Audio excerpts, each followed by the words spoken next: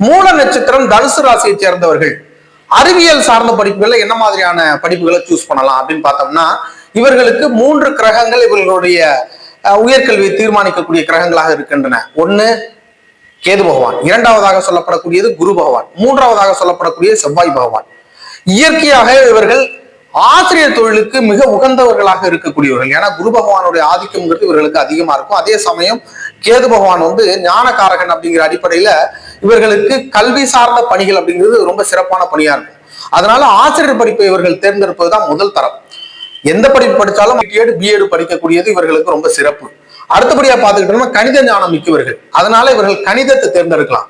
அதே போல agriculture related விவசாயம் சார்ந்த படிப்புகள் இவர்களுக்கு மிகச் சிறப்பாக வரக்கூடியதா இருக்கும். அதே போல ஃபாரஸ்ட்ரி ரிலேட்டடான கோர்சஸ் இவர்களுக்கு நல்லா இருக்கும்.